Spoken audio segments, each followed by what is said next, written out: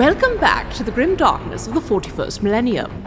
I'm Inquisitor Temperance Price, keeper of the Inquisition's Black Library, and this is my report on the Valentyne Heresy, an actual play podcast set in the Genesis adaptation of Warhammer 40,000's Dark Heresy RPG. This report features Game Master Tom McGee and players Ryan LaPlante as Inquisitor Lucius Valentyne, Tyler Hewitt as Attikus Viz, Del Borovic as Morgan Rolls, and Josh Halbot as Gideon Vega. My report shows that the Inquisitorial band are facing Marines and Necrons trying to escape Mars. Attikus felled an enemy but awakened the xenos. Gideon blasted a Marine to the ground. Valentyne and Morgan raced straight to the gate, and their arco-flagellant died in combat with Sandor Rafferty. Can they make it to Terra before they're slaughtered on Mars? Find out next in this episode of the Valentyne Heresy. And now, in addition to every other indignity they have levied against the later foundings of chapters, the Primaris Marines, yet another way for those in power to impose their will and their favoritism on the so-called Special Marines. Wear your plaid proudly, my brothers. Soon we shall not just be equals, but the first among equals. Sandor Rafferty, an idiot. Oh, no. You are battling it out in the guts of an Adeptus Mechanicus facility on Mars. Here is an ancient warp gate, part of the Emperor's warpway expansion that collapsed, but a secret escape back when, the Emperor was capable of up and leaving places, that you are going to use to access Terra in order to attempt to save the Emperor's life from the cabal of forces that have arrayed against him. Having hijacked a Titan and fought your way across the planet, you are now engaged in combat with 1.5 Space Marines, Sandor Rafferty, the head of the Crimson Thatch chapter, an idiot, Nikos Manta, a heretical Adeptus Mechanicus who thinks he's disabled the gate and then ducked for cover. One Mechanicus guy who's just at a panel, hasn't done anything, not looking to do anything. And all Necrons, a number of Necrons that have awoken from their stasis pods. The Necrons themselves are just coming online. Where we left off, all of you had made your way to the gate, except for Attikus, who just punched a man into a tube. And that is where we pick up now. So, top of the round is the aforementioned Sandor Rafferty. So, having seen all this go down, he fought off the arco-flagellant. Eli Sharp II exploded. He sees all of you run past him, though, so he's going to turn. His gun is gone, but he sees Valentyne trying to operate the gate. Attikus just punched a guy through a wall. A psyker just burned a guy. This is a target-rich environment. Necrons just woke up.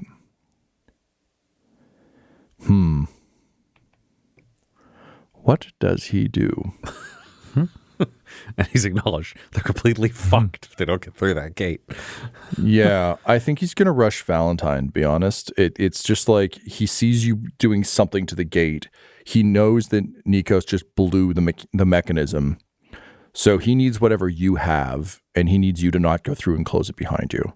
So I think it would make sense for him to rush you, but maybe what we'll do, having now called him an idiot twice, let's see if he is able to suss out what's going on, because holding up this weird black library compass with a soul stone in it is not inherently, it's not a key. Yeah. It doesn't inherently make any sense, and this isn't like the stone-on-stone conversation where there's glowing stones lighting up or anything else. This is just like an old Imperial gate. Also, realistically, this guy has no idea how this thing works. Yeah. So let's see if he can suss out that you're the problem. Because if he can't,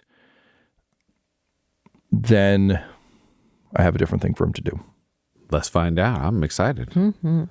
Let's see what the smartest boy not the smartest. Not the sharpest. The plaidest boy. To quote. Plaidest, smartest. Smash Mouth, Space not Marine. the sharpest tool in the shed. Valentyne, what's your cunning? Cunning is 4. It's not great for me. So I've got 1 yellow, 2 green, 1 blue, 4 purple, 1 black. Story point. Since I gave you a glut of them last time, just got them to burn. We're back down to 1-4. Yeah, I mean, not really. Glut But is We've non-existent. been using them. we are tactically using them in the name of the Emperor. 1 success, 1 threat. So he sees what you're doing. He does notice that you're using the stone to try and activate the gate. He's going to shoot Attikus in the back because I think his only play here is he doesn't know how to open the gate with what you've got. So he actually needs you to open the gate, but he needs to then be able to go through the gate. And he thinks he can take you because you're just a guy. Morgan's done nothing, so he doesn't know if she's capable of anything. Psyker's a problem but looks squishy. Someone who punched one of his guys through a wall is a deep concern. We can't shoot him. He has to go. He has to rush him. I was going to ask what gun. Yeah. So he produces his power sword and rushes you. Oh, yeah, that'll do it. Okay, let's see. He is kind of fucked, but we'll see if we can get out of this. Okay. He did take 4 strain. He's probably pretty tired. He's a little tired. He's not very tired. A little bit tired. So we have difficulty of 2. What's your defense? 2 for melee. 2 for melee. I'm gonna give him a boost because he's coming at your back. So I've got 2 yellow, 4 green, 1 blue, 2 purple, 2 black. Sure. Anybody want to protect your boy? Your saint? We have 1 story point. Correct. Yeah. Save that This for would the be Emperor. this would be a weird time to use it on a roll that's stacked. Great. Then I will spend 1 to make it worse. Okay. Then we can spend 1 to make it better. We need our 1. We're still on 1-4. We want our bucket 1-4. 1. 6 success, 1 advantage. All right. All right. So Attikus, that is 18 points of damage at breach. Pierce 4 if it's 2. traditional power sword, yeah. Yeah. Fortunately, I can't activate my crit, so I will regain 1 strain. Oh. Attikus still standing, but barely. Yep. Yeah, how does that play out? A power sword through the back, across the back? Yeah. I think just rushing in, power sword, both hands, and it's just a overhand sweep. Yep, it gets in there. Gets in Across the deep. back. So, yeah, slices through the armor, sort of staggers you forward. Yeah. Just Yeah. And that's his round. He says nothing. He's focused on the mission now. All the cockiness is gone, and so's his pistol. Next up is Nikos, who sort of scurry crawls over to you, Valentyne, and says that the Necrons are coming. They will kill us all. Get us out of here. Valentine's not even giving this guy a second glance. He is fully focused on this warp gate. Anything that is not opening the gate at this point does not exist unless it actively prevents him from opening the gate. Right. Fair enough. What a fucking dickhead this guy is. He was happy to shut the portal before the Necrons were here, but now that the Necrons are here, he is regretting it. He spent a lot of time studying them, and he is not into this. Okay, that's him. That's all I was going to do. So next up, we've got Attikus. gate's not open. Sandor's in front of me. I gotta fight. Twist and punch. I can't walk over to the gate. All right. Adversary 3 on him. Adversary 3. He's got 3 defense because his weapon is defensive. Okay. I will give you a boost for last standing this. You can see everyone huddled by the gate. And I think you know your role in all of this. Anyone else have any other? I honestly don't know that there's anything else. I don't know if there is. Yeah. Nope.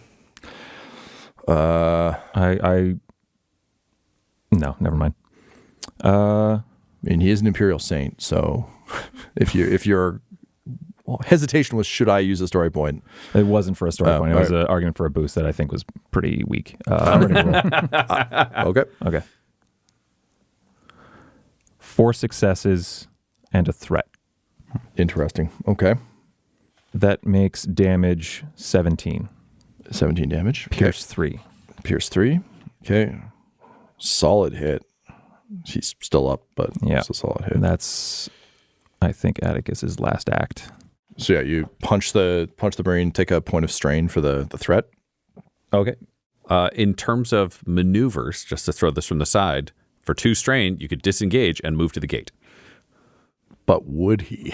Well, I'm not telling you he would or not. I'm just making it clear that like that is logistically That was my possible. curiosity. Yeah, I think that means I either die here or I die over there, and then he's closer to you guys. The only other thing would be firing into us, would be firing into engaged combat. If I left, it'd be easier to hit him, if I remember that correctly. Yep. So then I think... Yeah, Attikus, after landing a solid hit on the guy, narratively, does it look like he really wants to finish this thing with Attikus first and foremost? Can he tell, just like wheeling around with his fist, clocking him on the chin, and then he staggers a bit. I mean, I think he's not after you the way that you've seen other combatants after you before. Mm-hmm. It really just seems like you're the biggest threat on the field, so he's trying to take that off. Admittedly, if you moved in with the rest of the group, like, it's harder. You're just on your own standing out there, so you're currently the easiest target, in theory. I'd also say Attikus is aware of the healing capabilities of Gideon. So yeah. I know you're thinking of this as like, I die here, I die over there, but adding to your kind of like Attikus seeing his utility... Yeah, no, I've made the decision to move for sure, because then it's just easier for them to shoot on him without me being there, kind of thing. Like it just makes the pool easier. It's just a question of where I move, because if I kite him back towards the group, or do I take him somewhere else if I think he's going to follow me? You didn't see him look at the gate. No, I don't know what he's thinking. That's why I'm just like, I turn around to punch him. He got me in the back. You like, heard I didn't him. even know he was you there. No, you would have heard him yell at Nikos though about not closing the gate. So I think your understanding would be like, he's not going to. You haven't aggroed him in a video game sense, where if you run to the door, he's just going to like chase after you. He wants to go through that gate. So if you run away, he's going to just turn around and go through the gate. There's a bunch of people standing in front of the way, but like... That's not acceptable to Attikus either. So we took a real long road to get to... I'm going to try and join the group. Sure. Sorry, guys. No. You don't need to apologize. This is the big thought. This was honestly a really kind of interesting core of your character debate. So no, it's definitely worth taking the time. Yeah, then I will spend 2 more strain. 2 strain and limp over to the door. All right. So that was Attikus. Next up are the Necrons. You're all lined up at the gate. There are 2, 3, 4 that would be looking directly ahead. Valentyne's operating the gate. Morgan's just standing there. Gideon's just standing there. They don't understand psych or shit, so they wouldn't identify Gideon as a big threat. They don't know or care about the gate. There's a Space Marine who fell down. Yep. I'm going to deal with that in a second. This is the row. The Space Marine who fell down is behind this row. Oh, so okay, because all the caskets are facing the that makes wall. sense. So these are just the ones that have stepped out, and the first thing they see are you guys. So there are 4 of you, including Nikos. So they're just going to shoot. One is going to shoot at each of you. Okay, let's start. Gideon, what's your defense? Defense 3. I'm going to give them a setback for having just woken up. They're stepping out with like the classic like smoking, hissing like of the pods. So there's just some distraction. Okay, so I got 2 yellow, 1 green, 2 purple, 4 black. And open fire. 1 failure. So first one opens fire, and Gideon, you just like Han Solo head tilt from the special edition thing. It's Attikus. Oh, yeah. Sorry. Attikus dies. Again. The same grunt sound. Yep. So they're not going to shoot Attikus, because Attikus, if we're thinking of this as concurrent motions, like Attikus is running up, the 4 of you are already lined up. Yeah. All right. Shooting at the tech priest. Oh, that's the 4th one. Oh, Yeah. 4 of you, Who's but over not there? me? What? Tech I got it now. We got a new friend. He loves our gate business. 1 threat. Hey. Wow. Interesting. They'll just take a wound because they don't have any strain. So we'll take a wound. Backfire. Well, they're just overcharging the weapon when you're waking up. You know? Yeah, you gotta take your time. Step out of bed, All right, burn your foot in that girdle. Valentine. What's your defense? 3 at range. 3.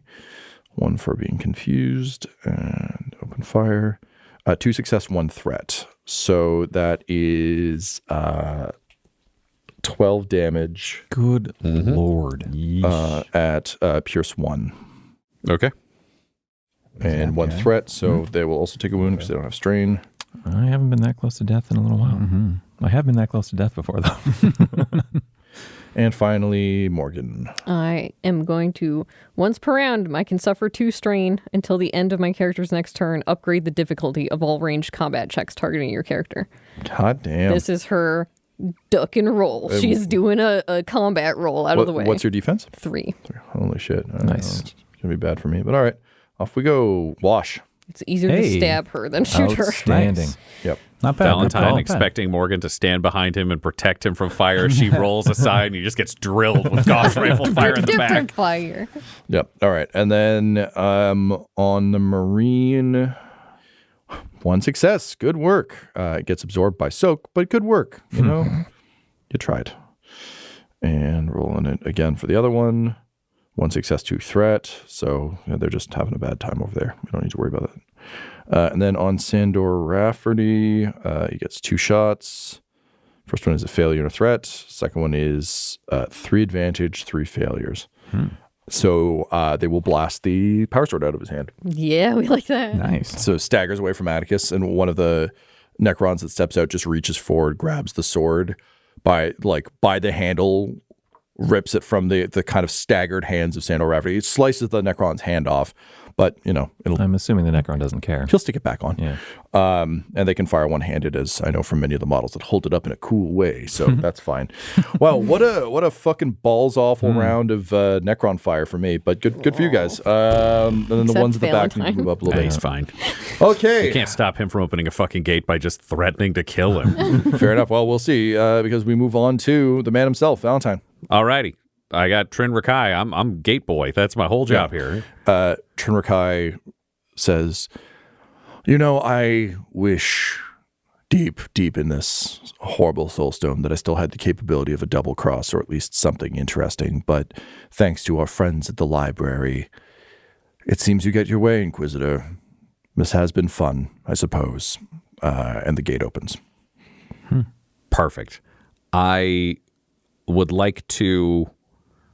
that qualifies as an action, I would imagine, opening the gate. I would say probably honestly a maneuver because you aren't doing it. Trin Rakai's doing it. Your maneuver is holding him up and moving him around.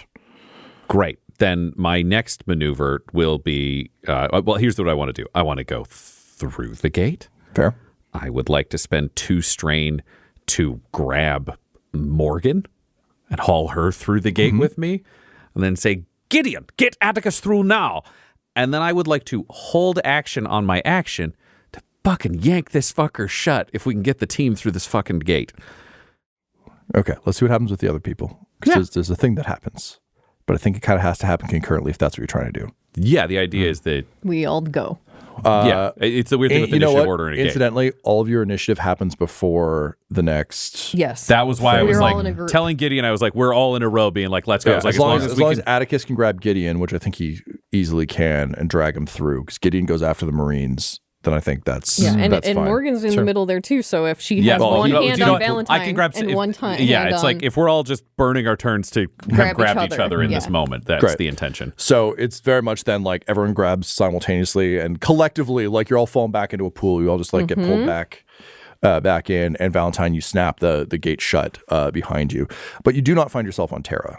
You find yourselves sort of midway, sort of just in an odd kind of warp space, just a slab of rock floating in the immaterium. And Pandora is sitting on a rock, looking now like Eugene to you, Valentyne, still looking like Marnie to you, Attikus, looking like your mom, Gideon, and Morgan, I think still the captain. I mean, unless you want her to look like baby Toby. Oh, yeah, Toby. Yeah, that would make sense. Yeah, she looks like Toby. That's a better Yeah. control for her. I hate to make a pitch from the side on this one. Yep. The other option, if she's dedicated her life to Valentyne, would be Pandora could look like Valentyne. Unless Okay. it's only dead people. That's what I don't know. It's all We don't Pandora know. logic. Yeah, she's got to look like not Valentyne, because Valentyne, for any amount of drawing your attention, if she looks like someone who's standing next to you, you can be like, no, but that's actually the guy. Valentyne, for you, she appears as Eugene. You can see her face shift briefly to a stronger jaw and like a slightly more furrowed brow that seems to bear the weight of eternity on it.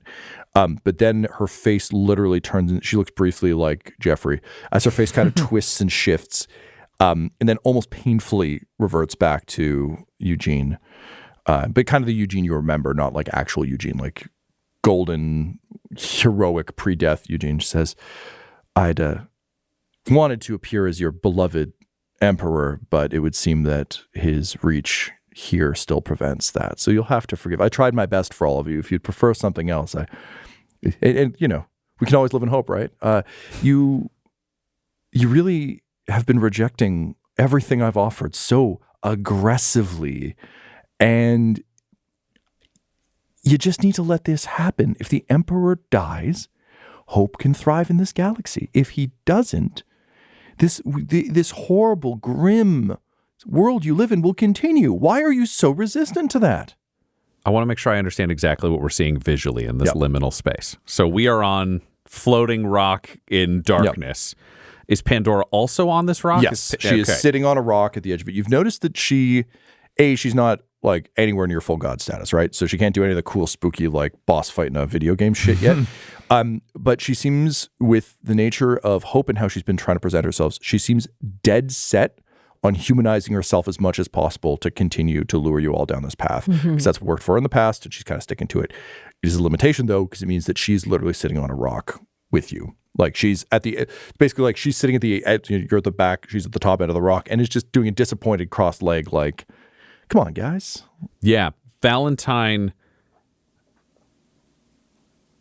is going to start to approach her with the traditional smile on his face and say, you believe yourself to be the god of hope, yes?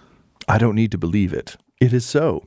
And you have been drawing that smiling face wherever we have gone. Spreading hope wherever I may.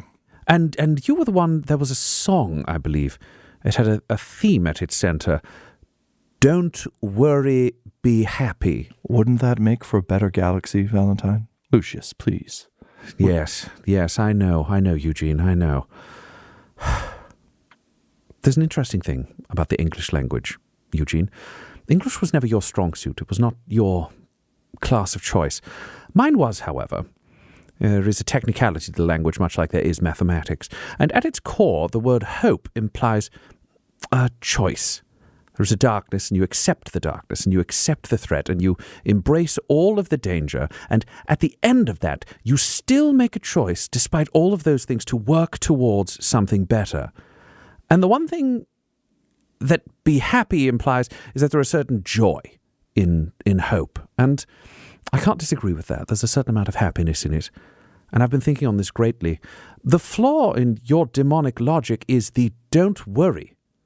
Because hope requires there to be an oppression for hope to shine through. In fact, the emotion that you have described is not hope, looking at a tremendously tragic and dangerous situation and instead surrendering oneself to mindless joy. That is, in fact, an act of surrender, an act of suicide, an act of willful self-destruction. You are a demon of surrender, my friend, not a god of hope. And so there shall be no surrender, because I abjure thee, demon. I abjure thee in the name of my holy emperor, and I curse you, because you and Wilhelm Roach and anyone else who made these choices have never understood who I am. I am Inquisitor Lucius Valentyne, and in the names of Marcello and Acreon and Dario and Ionius and Florian and Chiron, and in the final name, which I only discovered after this weapon had been polished, which weirdly enough did show up on my random fucking Blood Angel name generator.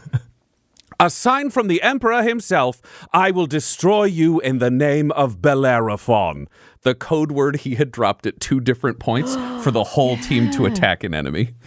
And he's fucking going with the Crozius and the sword. Okay.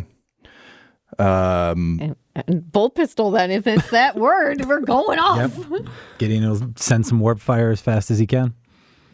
both fists. Right.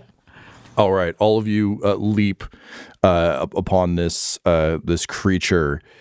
Just as Valentyne reaches a crescendo, just kind of the smile starts to fade away. The features elongate slightly, and it just yells, "Then surrender!" as you just all tear into it. And with the holy fury of a possible saint, psychic fire, the rejection of home, which Gideon, you've now, I think, embraced so thoroughly, having just burnt a duke, the last vestige of your society with not a blink of an eye, with a chance to actually strike out at the literal representation of your previous trauma, and a source of great woe, and of course Valentyne, with all of your holy fury and a blessed icon.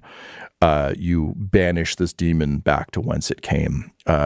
She like shatters into just like fragments that she struggles to hold together as you break through. And the last image you see of her before evaporating her essence into the warp is a deep and disgusted frown before the essence of her erupts. Your Crucius Arcanum glows with holy fury. It has not been blessed with the blood of the xenos, except back in the arena, this thing killed an awful lot of xenos. And so, glowing with bright fury, it annihilates this demon, at least for now. Because if there's one thing we know about demons, they're down, but they're never out. They don't need to worry. They can be happy. But as the blade lands, the immaterium around you warps and shifts. You can tell her brain was holding this together. And raising Trin Rakai once more, a tear begins to open. And he says, "Oh, I do have some value then after all, huh?" And it sort of stabilizes. You can see through it into a golden room lit by flickering braziers, where you can hear the sounds of orc slaughter and orcish laughter, the sound of bolter rounds, and a human war cry, desperate war cry, get muffled by the sound of a claw crunching through armor. And as you step through the portal, you notice the soul stone is glowing less and less brightly, and Trin goes, "Oh, shit. No." Valentyne will quickly hand him to Gideon and say, "Use the rest of the soul to heal myself and the Colonel." No, I must return to the Infinity Circuit. Please, you must return me to the Infinity Circuit. I can't go down, He please. just goes for it. All right, go ahead and roll your healing. Yep. Just warp fire just pours out of his eyes into this thing. See what happens. Nothing's going to go wrong feeding him his first soul. Nothing. No. Nothing at all. It's a xeno soul. I mean, A, Valentyne hates him, but B, if he was looking at possibly dissipating anyways, it's cash in the chips before the piece is useless. Is this just like a normal heal check? Yeah. What's your stuff looking? It's just I'd make a normal. Yeah, but what's one? So just my normal your one dice red pool? dice. Yeah. Okay. Yep. You can upgrade all those greens to yellow. Oh, let's get weird. Yeah, let's go. Anything else? You're in the warp, so I'm gonna add. I'm not going to add any extra dice, but I will add plus 10 to any perils of the warp. I mean, we had stepped through. Yeah. I want to make sure we're not risking blowing up the gate while we're doing This is right? like, no, like basically his soul is what is creating the gate. So if you drink it on the immaterium side, you're on the immaterium That's side. why I wanted to be So clear. this We're is going like through. leaping Yeah. through. Okay, pulling good. I it. wanted. I was just Yeah, checking but based on make sure. immaterium dice. I was like, we It'll- got to be through. Oh yeah, but like it's right behind. Like the It's still warp is open, still okay. behind you. So yeah, Yes, just he's fine with that closing. I just wanted to make sure. You got the All right. stink of the immaterium like Yeah, this- wisping off of you as you step This will through. be a incredibly risky perils warp. So if I fuck this up, this is a plus 15 right off the bat. So let's see. Okay. 3 successes, 5 advantage. Great. So you're able to heal up either Valentyne or we can split it between them. But you tell me who's getting points of what. I feel like Attikus is going to get as much as I can give him. Right from there, it's not a ton right now. It's only 3. better than 0. Yeah. You can absorb the rest as strain and theoretically pop again if you want to. Keep blasting. It's up to you, man. Blasting. How spicy do you feel? It's risky. Yeah, do you want to? Yeah, well, like Attikus needs. It's your call to Yeah, disperse he it needs however another you want. hit. I'm not going to tell you. Yeah. No, he'll just. No. Yep. There's still a little bit So of me I'll left. absorb- I can still. You can't. Gideon, use it all. You can't. Yep. He's going to try another blast to try and get I made your Attikus whole world, tipped up. though. Great Oh, Bridge. there we go. I made it for you. 3, 4, 5, 6, 7, 8, 9. 9 successes, 2 advantage. So that was 3, so that's 12 back. And you take a shocking amount of 12? strain. Yeah. If you want all 12. Otherwise, you can parse I don't know. I don't know how much agency I have in this. So I think it's what you're giving me. I think or not. he can see whether or not you're able to sustain anymore. So he'll Yeah, I mean, would we have recovered cool after banishing it, recovered strain after banishing a demon? Possibly not with the way this is rolling forward. I just wanted to check and confirm. I'd let you do it quickly. I think the relief of no longer having this thing on your shoulders is pretty palpable. So yes, you can all roll to recover a little bit strain. Probably not you, Gideon. You've been blasting the whole world. Yeah, Gideon gets nothing because he's Frank Reynoldsing it, but poor Tyler is just ripping through his sheet with that. I'm going to put a hole in this thing that I'm racing. It's definitely thinner. Threadbare. A couple holes got put in Attikus. This all tracks. Yeah. Honestly, poor Tyler for this very, very simple math, but just so much addition and subtraction happening rapidly. That's where I'm hurting. So what are we saying? 12? There's 12 floating healing right now. Okay. Plus 12 strain, one strain for however point of healing you take. I can take 9 points of healing and then I pass out. Mm-hmm. I erased all my HP. I think I was at 13 because you did 3 for me when I was at 16. So that brings my wounds down to 13. Mm-hmm. So I could take 8 and have 1 strain left, and that would bring me down to 5 wounds out of 19, which is good. Yep. And how are you looking? I'll take the last 4. That works. Yeah, I mean, that works for last- me unless you want fewer, Attikus. This is all magically being spread around. It only takes 1 threat to knock you out then if you only have 1 strain. But Maybe you take 5 more and just subtract 5, leave yourself with some strain if you want to pick a random number. Sure. So I'll heal for 5. Cool. Valentyne can heal for a max of 6, so I'll just take the 6 and the strain. So that's easy.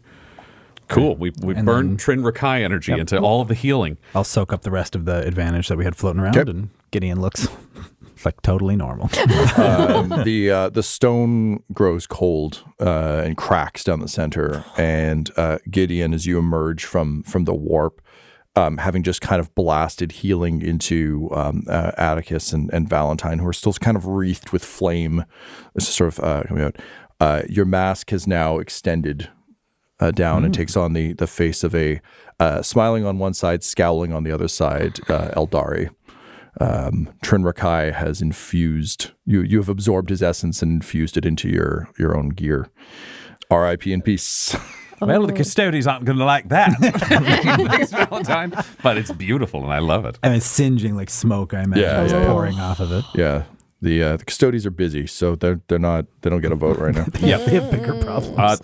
The moment we arrive on Terra, Valentyne launches Eugene, and it's all channels with inquisitorial codes from the Rosette attached to it. He is laying out a pre-recorded message because he did not know if they were literally going to end up on orcs coming through this or with Necrons behind them. But this is Inquisitor Lucius Valentyne, sent by Lord Inquisitor Sabriel Graves.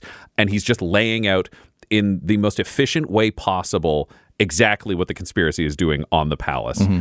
That the orcs are a direct attempt on the throne. The tower making their way in, and Johanna Crix is the one who allowed them passage. The Astra Militarum is not fighting them. He has his ally Eli Sharp preventing that from happening.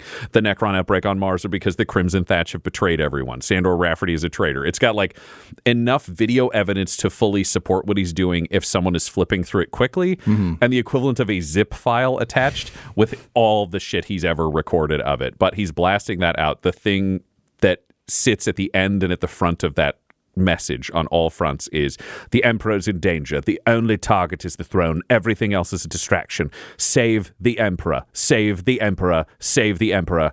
Ave Imperator. You find yourself in a stunning hallway. This is some very like Egyptian temple level, high ceiling, massive pillars. You see frescoes of not even saints, but primarchs. You see images of pre-heresy etched in the walls. There are some very tasteful changes that have been made, kind of like getting a tattoo removed. Certain characters have been removed from these frescoes over time. Can't say why. But this party knows. Yeah, I know. Yeah, yeah. I guess we're more blunt about that now. But yeah, so just images of that you just kind of carved in gold that you just see kind of the flicker of fire against. Given that this was an emergency exit webway, it really is just like a random dead end corner in deep inside the temple complex. But for honestly, all of you, I think setting foot on Terra is like an unreal experience. Pilgrims come here and stuff. Like, it's not like Terra is banned to the public, but it is not, nor is it easily accessible. And the security clearances are insane, or you're just showing up to kind of be gently mulched for the Imperium. Like, sure, yeah, you want to come here and pray? That's great. He needs the energy. Show up, please. So, very, very holy site. And Gideon, I think for you, just like your vision blurs as you step through the webway. Smoke is coming off your mask. You've just inhaled a soul, which is new. But also, without even using your, I'm not even going to try and pronounce it, magic view, the wall to your right is just like, it's like white hot in your vision, so much so that it's almost leaving an after image, and you can feel your proximity to the throne and how very, very close you are. Over the channels you've opened, Valentyne, there's a lot of jamming. There's a lot of confusion. More importantly, you can hear Custodes locked in combat throughout the temple complex. As you would know, the Custodes are all fucking superheroes. So the only way you could ever get anyone even remotely close to the Emperor who wasn't like a Horus level trusted / betrayer / whatever is literally just tie the fuckers up with everything you can. So the fact that Necrons have been teleported into into the palace, into the temple, they're not going to win. But you've got But if nobody in the palace knows the real target, then it just seems like an invasion, not an assassination. And it still takes time to kill a little pod of Necrons every time if you're just constantly putting out little fires. I will also say the number of Custodes on Terra is much lower now since they've been wrapped up in the Crusade. A bunch of them are off-world. And I mean, this is just me waxing poetic on my own plans now, but the attacks launched on the various other planets in Sol began before this one. So it was a lot of like, oh, fucking orcs, Venus, shit. All right, two, you go deal with that. Like, just enough to pick away at the gate. However, you can hear one locked in combat sort of down this hallway and around the corner. Again, we're talking like four or 5 stories above you. Like, this is a massive vertical space.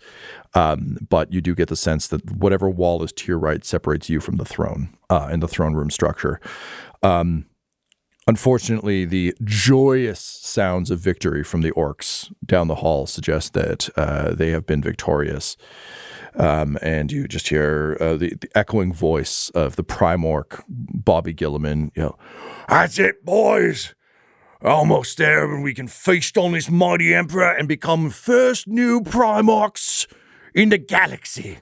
It's going to be great. All right, on we go." Like the roar of orcish delight down the hallway, you realize that this Custodes who fell was the only one in the area. You've sent your message. You know that others will be running back as fast as they can, but Necrons are nothing if not tenacious. Yes. And the fact that there is a Necron Lord rezzing them on site, which you guys don't know, but I do. It makes things a little bit worse. So if the Emperor is to stand any chance, it falls to all of you. As always, it would be the Demon of Hope is slain, the Cabal lies in ruins, but greenskins are closing in on the Emperor. It is time to bring the Valentyne Heresy to an end, one way or another. It's up to you to save the Emperor. This episode of the Valentyne Heresy features the voices of players Ryan LaPlante, Tyler Hewitt, Josh Halbot, and Del Borovic, alongside Game Master Tom McGee. This episode was edited and mixed by Laura Hamstra, and the Valentyne Heresy's artwork was created by Del Borovic at delborovic.com. That's DELBOROVIC.com. Our theme song is The Hordes by Megan McDuffie, and our ad breaks use the tracks No Control and Chiefs by Jazzar, JAHZZAR. All of their music is available at freemusicarchive.org. For all things Dum-Dums and Dice, including merchandise and how to join our Patreon, you can visit dumdumdice.com or find us on social media at dumdumdice. That's DUMBDICE. Ave Imperator, and death to all the heretics. Dum-Dums and Dice has to give a special thank you to the supreme beings of our Patreon at this time: George Dolby, Gavin and Abby McDonald, Fire Unfriendly, Grandma Likes D&D, Alan, Stabby Stranger, Alarain Okapi, Madre de Gatos, Mithrian, Garbo Ape, Sam Schaefer, Waffle Marine, Dia De Los Hoodless, Squishy Werewolf, Remy Funky Head, Accent Therapeutic Services in Florence, Kentucky, Lael, Jordan Oliver, Richard Wright, Brittany Fenwick, Megan Werner, A Man Out of Time, Curtis at FingerTechRobotics.com, Panda24NN, Shendra D, Your Homeboy Bones, Ellis Hatch, Odigenous, Kai Koa, Squire Solaire, Sandy Sassy Pants, Amira Lockhart, James Molina, Nick Hemsing, Alex LaFountain, Nikki Blake, Seth Cambron, Corpse Knight Silver, Adamir 101, The Dankler, Anti-Core 7, Lady Destiny Stormbringer, and Jill and Noel LaPlante. If you want your name to be added to this list, you can join our Patreon too at patreon.com/dumdumdice. Thanks to them, and a little bit of thanks to you.